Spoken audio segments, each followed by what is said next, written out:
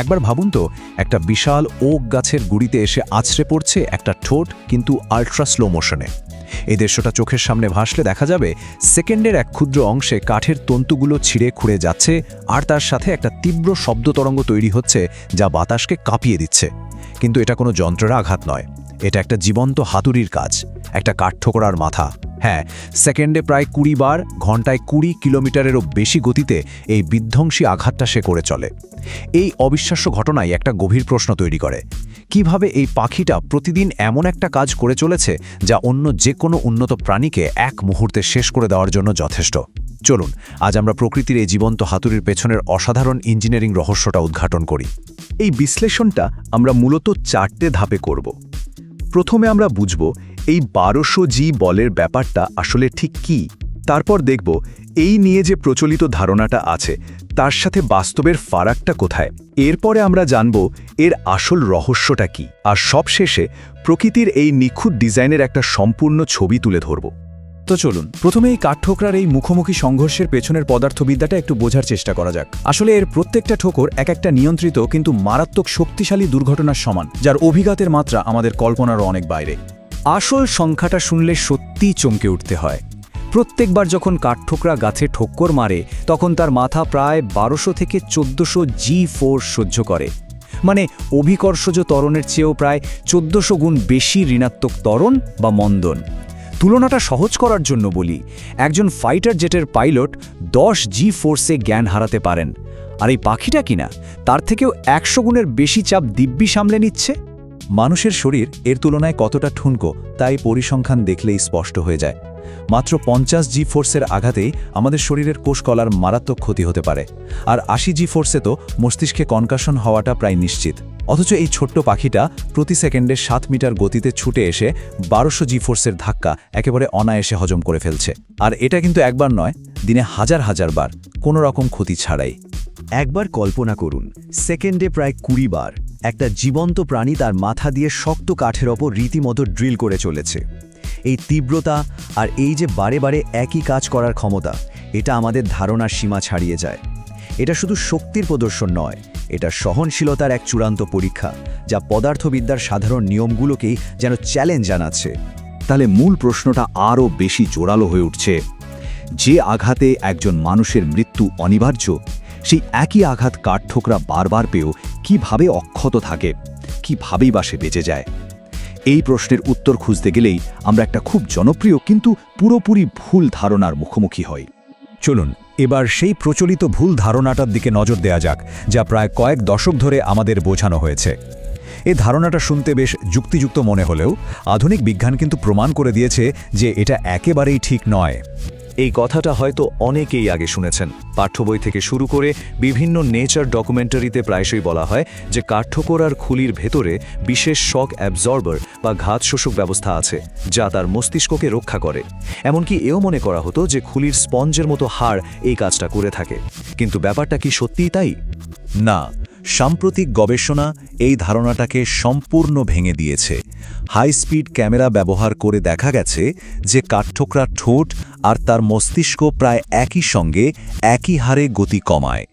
এর একটাই মানে হতে পারে, মাঝপথে কোনো শক্তি শোষিত হচ্ছে না, অর্থাৎ তার মাথাটা কোনো নরম কুশন নয়, বরং এটা একটা অত্যন্ত শক্ত, দৃঢ় হাতুড়ির মতো কাজ করে।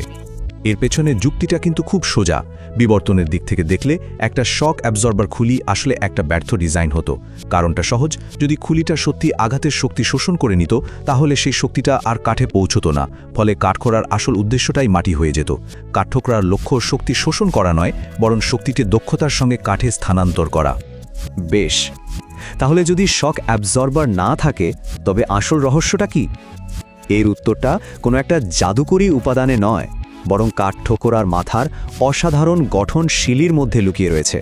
চলুন প্রকৃতির এই স্থাপত্যের গভীরে প্রবেশ করা যাক।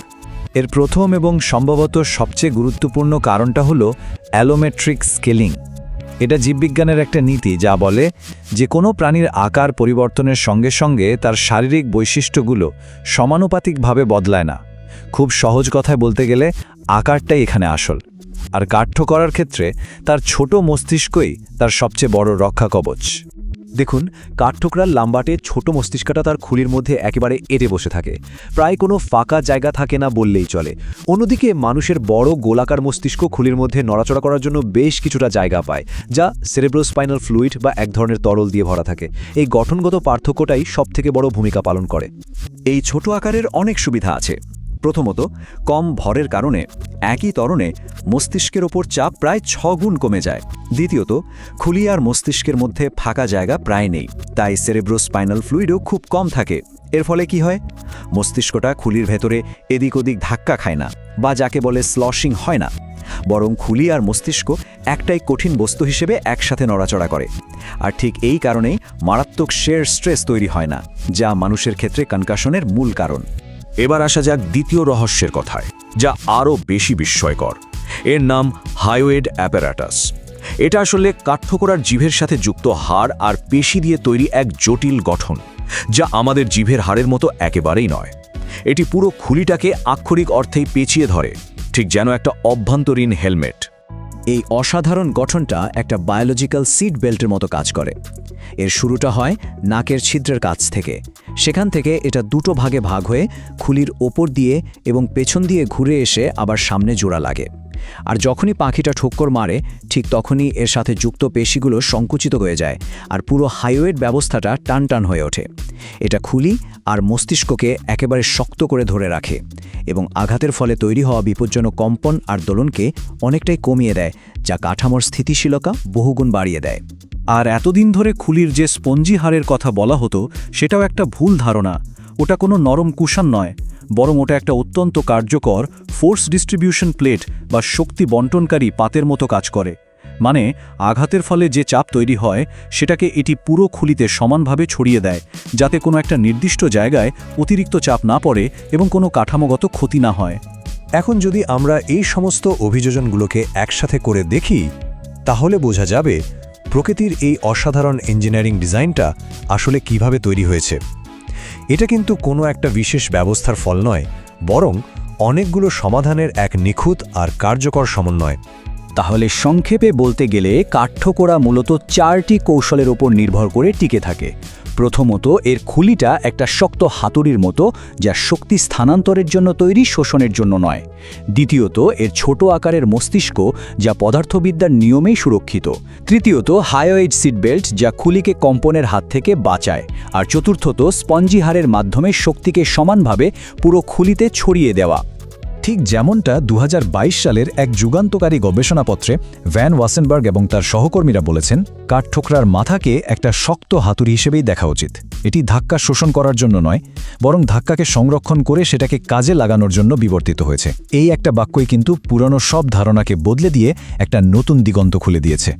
তাহলে শেষে একটাই প্রশ্ন থেকে যায়, যদি বিজ্ঞান এতকাল ধরে কাঠঠোকরার মতো একটা পরিচিত প্রাণী সম্পর্কে ভুল ধারণা পোষণ করে থাকে, তাহলে প্রকৃতির জগতে এমন আরও কত শতসিদ্ধ সত্য রয়েছে যা হয়তো আসলে ভুল এবং নতুন আবিষ্কারের অপেক্ষায় প্রহর গুনছে। প্রকৃতির রহস্য সত্যিই অফুরন্ত, আর আমাদের জানার এই যাত্রাও শায়দ কোনোদিন শেষ হবে না।